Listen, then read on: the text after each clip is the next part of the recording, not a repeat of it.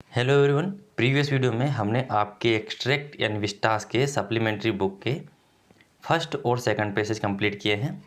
आपकी बहुत डिमांड थी कि थर्ड और फोर्थ नंबर का पेसेज भी जल्द करवाइए, तो इस वीडियो में मैं आपको थर्ड और फोर्थ नंबर का जो पेसेज है यानी एक्सट्रैक्ट, जो कि आपकी सप्लीमेंट्री बुक विस्टास से लिया गया है क्लास 12th में, और जो कि आपकी परीक्षा के दृष्टिकोण से काफ़ी इंपॉर्टेंट है क्योंकि क्वेश्चन बैंक में दिए हुए हैं। यहाँ पर मैं आपको इनको समझाऊंगा, उसके बाद में आपको आंसर बताऊंगा, क्योंकि डायरेक्ट यदि मैं आंसर आपको बता देता हूँ तो आप यूँ बोलते ही सर हमारे जीपीएस में ऐसा दिया हुआ है, हमारी ये बुक में तो ऐसा आंसर है, इसलिए हम पढ़ेंगे, हम समझेंगे और हम इनका आंसर करेंगे। ना ही हमें कोई जीपीएस आंसर करके बताइए और ना ही कोई किताब आंसर करके बताइए। यहाँ पर ये जो है, to make the sound effect of how the skunk knocked the door, तो shoot the wizard hit the mommy, इस वाले जो विस्टास के आपके लेसन है उससे लिया गया है, और इसके बाद वाला फोर्थ नंबर का द इनेमी से लिया गया है। तो यदि आपने लेसन्स अच्छे से पढ़े हैं देन कोई इशू नहीं है, आपको ये पैसे समझ में आ जाएंगे। लेकिन यदि आपकी सप्लीमेंट्री बुक आपने कंप्लीट नहीं किए तो मैं हूँ ना आपको कंप्लीट करवाने के लिए। आप तो प्लेलिस्ट विजिट कीजिए 12th क्वेश्चन बैंक की, जिसमें आपको हर एक वीडियो के सॉल्यूशन मिल जाएंगे, वो भी अच्छे तरीके से। और वीडियो अच्छा लगे तो लाइक करके जरूर जाएगा, लेकिन पहले वीडियो देखिए। To make the sound effect of how the skunk knocked the door, यानी कि हम दरवाजे को खटखटाते हैं, नोक्ड करते हैं, उस तरह का साउंड इफेक्ट बनाने के लिए हम उस पर नोक करते हैं। यहाँ पर कौन किसका साउंड इफेक्ट बना रहा है ये आपको समझ में नहीं आएगा, तो मैं आपको थोड़ा सा समझाना चाहता हूँ कि यहाँ पर एक जेक होता है और एक जो होती है। जेक जो है जो का पिता होता है, तो जेक किसका पिता होता है? जो का पिता होता है। यह एक बच्ची होती है, छोटी बालिका। तो यह जो जेक है अपनी बच्ची को कहानियाँ सुनाता है, और कहानियों में यह जोगर स्कंक की बात करेगा, जोगर स्कंक नहीं सॉरी रोजर स्कंक की बात करेगा, और साथ में विजर्ड की बात करेगा जो कि एक जादूगर है। यानी यह एक रोजर स्कंक और जादूगर की कहानी सुना रहा है इसकी बच्ची को। तो यहाँ पर इसकी बच्ची यह कहती है, would the wizards hit the mummy, क्या जादूगर को रोजर्स को मतलब मम्मी को मारना चाहिए, ऐसा वह कहता है। तो उसकी बात सुनकर जो जेक है वो सोचता है कि मेरी जो बालिका है उसके जो विचार है या जो इसकी बात है वह मुझे अच्छी नहीं लग रही है, मतलब वो हिट करने को बोल रही है। तो वहाँ पर वो कुछ उसको अच्छे तरीके से कहानी को सुनाता है, जिससे कि उसके ख्याल है, उसके जो विचार है बच्चे के, वह चेंज हो जाते हैं। तो यहाँ पर कहानी किसकी सुना रहा? एक विजर्ड की और रोजर स्कंक की। किसकी? रोजर स्कंक की। तो यहाँ पर रोजर स्कंक जो है एक व्यक्ति होता है जो कि जादूगर के पास मदद के लिए जाता है। तो अब आपको सब समझ में आ जाएगा कि यह साउंड इफेक्ट क्यों क्रिएट कर रहा है। मतलब जो वो इसको स्टोरी सुना रहा है किसको? जो को। कौन? जेक उसका पिता। तो जो जो हरकतें रोजर करता है, रोजर स्कंक, और जो हरकतें जादूगर करता है, उन हरकतों को करके तो दिखाना पड़ेगा ना बच्चे के सामने, तभी तो वो उस भावनाओं में जा पाएगी कि हाँ रियलिटी में जा पाएगी। तो यहाँ पर अब आपको समझ में आ जाएगा देखो कि वह साउंड इफेक्ट क्रिएट करने के लिए, यानी रोजर स्कंक जो है जादूगर के दरवाजे यानी घर की ओर जाता है उससे मदद मांगने के लिए। तो जब वह उसका दरवाज़ा खटखटाता है, जो रोजर स्कंक है विजर्ड यानी जादूगर का दरवाज़ा खटखटाता है, उसी तरह का जो साउंड बनाने के लिए क्या करता है? Jake knocked on the window sill and Joe was thrilled. तो जेक भी जो है उसके खुद के जो दरवाज़ा है या विंडो है उसकी सील यानी उसके किनारे को नॉक्ड करता है, थपथपाता है, और जिससे जो क्या हो जाती है? रोमांचित हो जाती है, उत्सुक हो जाती है कि मज़ा आ रहा है, मतलब उसको वही फीलिंग आ रही है। कहानी सुनाते सुनाते वो खटखटाना बजाता है कि इस तरीके से खटखटाया रोजर स्कंक ने विजर्ड का दरवाज़ा। Jake continue that the old man with a long white beard and blue pointed head come out. Jake continue जो है दरवाज़ा ठोकता है और नोक्ड करता है, और उसके बाद क्या था? एक बूढ़ा व्यक्ति जो है जिसकी लंबी दाढ़ी है और ब्लू पॉइंटेड हेड कम, और उसकी जो है पॉइंट यानी नोक वाली एक टोपी है, हेट है, वो बाहर आता है। मतलब रोजर स्कंक ने जादूगर का दरवाज़ा खटखटाया होगा, जो कि कहानी अभी चल रही है, कहानी सुना रहा है। तो खटखटाने के बाद में उसमें से एक लंबी दाढ़ी वाला, सफ़ेद लंबी दाढ़ी वाला व्यक्ति आता है, और जो कि blue pointed head come out, और उसकी जो टोपी कैसी है? ब्लू पॉइंटेड है। Then Jake made his favorite sound effect and continued that the wizard asked Roger that what he wanted and that he had a very bad body odor। इसके बाद में जेक जो है अपना फेवरेट साउंड इफेक्ट क्रिएट करता है, यानी जेक को कहानी सुनाने में जो मज़ा आ रहा है उसमें उसको कुछ साउंड बनाने पड़ते हैं ताकि बच्चे को अच्छे समझ में आए, और उसको बड़ा मज़ा आता है। उसका फेवरेट साउंड है कि जब जादूगर बोलता है ना, या जादूगर जिस तरीके से उसे पूछता है, किससे? रोजर स्कंक जो कि इसके दरवाजे पर आया हुआ कि तुम्हें क्या चाहिए, क्यों आए हो, क्यों खटखटा रहे हो, तो जब जादूगर बोलता है, जिस तरीके से बोलता है, उस तरीके का जो साउंड इफेक्ट है वो उसका फेवरेट है, किसका, जैक का, जो कि कहानी सुना रहा है, जो कि जो का पिता है। तो जो आस्क करता है यानी पूछता है रोजर से जादूगर, what he wanted and he had a very bad order. तो वह पूछता है जादूगर किससे, रोजर स्कंक से, कि तुम्हें क्या चाहिए, क्यों खटखटा रहे हो, और तुमसे बड़ी ही बेकार गंध आ रही है, वेरी बैड ऑर्डर, गंध आ रही है, ऑर्डर यानी गंध आना। Then to this Roger replied that knew that he smelled bad and told that all the other animals run away from him. तो रोजर स्कंक यानी ये जो दरवाज़ा खटखटाता है, यह बोलता है कि वह जानता है कि वह बहुत बेकार बदबू कर रहा है, अब गंध आ रही है उससे। And told him that he, और वह कहता है कि जो दूसरे एनिमल है वह भी मुझसे दूर भाग जाते हैं मेरी इसी बदबू के कारण। ही also told the wizard that the voice owl had told him that he could help him. तो उसने जादूगर से कहा, विजर्ड से कहा, रोजर स्कंक ने, कि हाँ वो जानता है कि उससे बदबू आती है और सारे जानवर उससे दूर भाग जाते हैं, लेकिन तुम मेरी मदद कर सकते हो, ऐसा मुझसे एक बुद्धिमान आउल ने कहा था, इसलिए मैं तुम्हारे पास आया हूँ। Then the old man replied that maybe he could and asked Roger skunk to follow him inside and not to go too close. ठीक है, वो बोलता है ठीक है। तब बूढ़ा जो मेन है वह रिप्लाई करते हैं, जो जादूगर है वो बूढ़ा है, वह रिप्लाई करता है ठीक है, उस बुद्धिमान यदि उल्लू ने कहा है तो ठीक है। दैट मे बी कुड, तो ठीक है कुछ हो सकता है, मतलब मैं तुम्हारी मदद कर सकता हूँ। और वह कहते हैं, रोजर रोजर संग से कहता है कि मेरा पीछा करो, फॉलो टू हिम इनसाइड, और अंदर आ जाओ, and not get too close, और इतने मेरे नज़दीक मत आना, क्योंकि उससे गंध आ रही थी।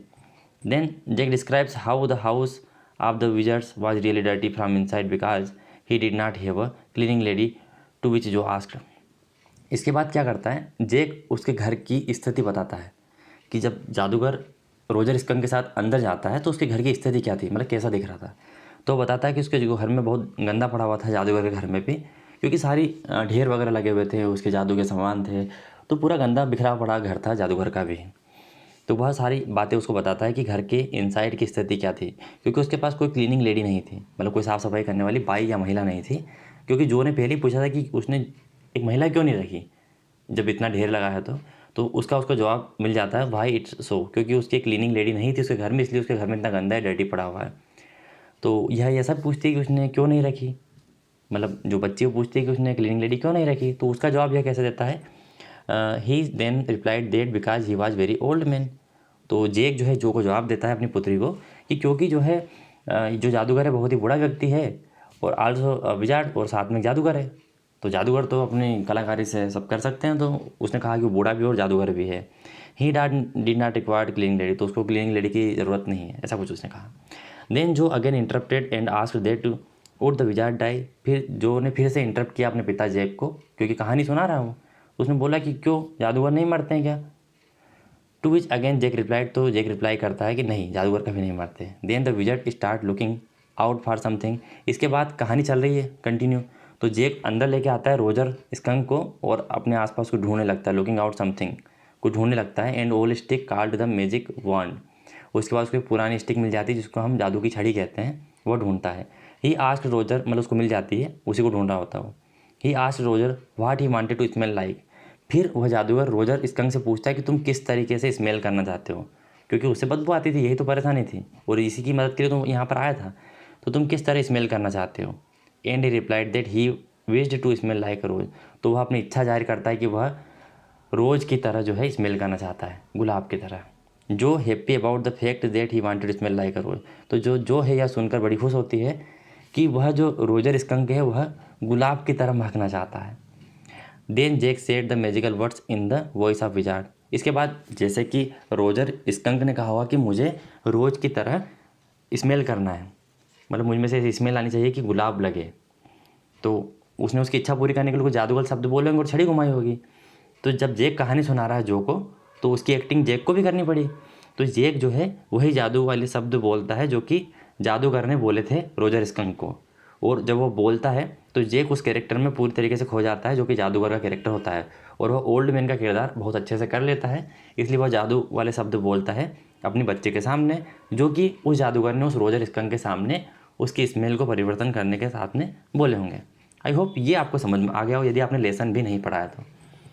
मैंने सोचा कि मैं आपको कैसे एक्सप्लेन करूँ, फिर मैंने कुछ आइडियाज़ निकाले कि मैं इस तरीके से आपको एक्सप्लेन कर सकता हूँ। What did the wizard ask Roger, जो विजर्ड है यानी जादूगर है वह रोजर से क्या पूछता है, तो रोजर स्कंक से वो यह पूछता है कि तुम्हें किस तरह से स्मेल करना है। तो यहाँ पर आपके पास ऑप्शन है what did he want to have, वह कहाँ रहना चाहता है या उसको क्या चाहिए ऐसा नहीं पूछा था। What did he want to, वह क्या खाना चाहता है ये भी नहीं पूछा था। What did he want to smell like, वह किसकी तरह स्मेल करना चाहता है, किसकी तरह खुशबू आनी चाहिए उसमें से, तो यह उससे पूछा, तो ऑप्शन नंबर सी सही हो जाएगा। Okay, what did Roger want to smell like, और जो रोजर है, रोजर स्कंक, वह किसकी तरह स्मेल करना चाहता था, यानी कैसी उसमें खुशबू आनी चाहिए, मेरीगोल्ड की तरह, सनफ्लावर की तरह, जेसमिन की तरह या फिर रोज़ की तरह, तो रोज़ की तरह, गुलाब की तरह उसमें से खुशबू आनी चाहिए, ऐसी उसकी इच्छा थी। The word wizard means, wizard का मतलब क्या होता है, जादूगर होता है, तो मेजिशियन होता है, मास्टर होता है, डॉक्टर होता है या नोविस होता है, तो इसका मतलब मेजिशियन होता है, जादूगर। What advice did the vice ओल गिव टू रोजर स्कंक, जो बुद्धिमान ओल है यानी उल्लू है, उसने क्या एडवाइस दी कि जब जो तुम्हें से बदबू आती है उसका समाधान तुम्हें विजर्ड यानी जादूगर के पास मिलेगा, तो तुम उनके पास जाओ। टू विजिट हिज फ्रेंड यानी कि दोस्त के पास जाने को कहा, टू थिंक डीपली गहराई से सोचने को कहा, टू कंसल्ट हिज मदर अपनी माँ से कंसल्ट करने को कहा, टू कंसल्ट द विजर्ड उसने विजर्ड यानी जादूगर से मिलने की सलाह दी। तो ऑप्शन नंबर डी आपका सही हो जाएगा। पहला पैसेज आपका कंप्लीट हो गया, इसमें टाइम ज़्यादा हो गया है, हम फोर्थ नंबर का पैसेज स्टार्ट करते हैं।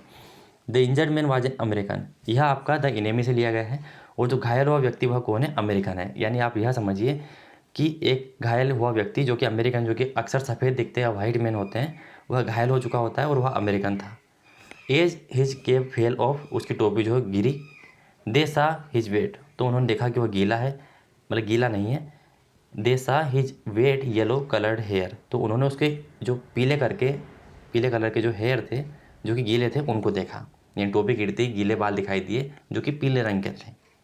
किन को दिखाई दिए, तो यह जिसके घर के सामने पड़ा होता है या जिसके घर के नीचे यह पड़ा होता है अपने आंगन में या हाथे में, वो लोग इसको देखते हैं। वो लोग कौन है, वह लोग हैं सदाव और हाना, यह एक कपल है जो इसको देखते हैं। तो इन्होंने उसको देखा कि यह गीले हैं इसके बाल और इसके पीले कलर के हेयर हैं। Which had not been cut for a long time, जो कि लंबे समय से नहीं काटे गए थे। ही वॉज यंग, वह छोटा था। His face and such marks which indicate that he had been tortured, और उसके चेहरे पर इस तरह के मार्क्स थे जैसे कि उसको टॉर्चर किया गया हो, टॉर्चर यानी प्रताड़ना दी गई हो, ऐसा उसको देख कर लग रहा था। He had a rough unkempt yellow coloured beard, उसकी एक रफ यानी खुरदरी बिना ढकी हुई, अनकेप्ट यानी बिना ढकी हुई, कलरफुल यानी पीले कलर की बियर्ड थी, उसके बाल भी पीले कलर के थे। ब्लोंड हेयर जिसको हम बोलते हैं ना, अमेरिकन के हेयर कैसे होते हैं, सुनहरे करके, जो कि थोड़े पीले कलर के दिखाई देते हैं वैसे। तो उसके जो दाढ़ी थी वह बिना ढकी हुई येलो कलर की थी। एज ही हैड फेंट, जैसे कि वह बेहोश हो गया था, मतलब वह जो व्यक्ति घायल था वह बेहोश हो गया था। He did not know of the presence of Sadav and Hannah, तो उसको सदाव और हाना के आने की, प्रेजेंस की उपस्थिति के बारे में कोई पता नहीं है। यानी आप समझिए कि आपका घर है, आप कपल हैं और आपके घर के सामने कोई इंजर्ड व्यक्ति आता है, तो आप देखते हैं कि कोई व्यक्ति आया है, तो आप उसके पास जाते हैं उसकी मदद करने के लिए, जो कि इंजर्ड है, घायल अवस्था में आपको दिख रहा है, लेकिन आप जैसे उसके पास जाते हैं तो वह बेहोश हो जाता है।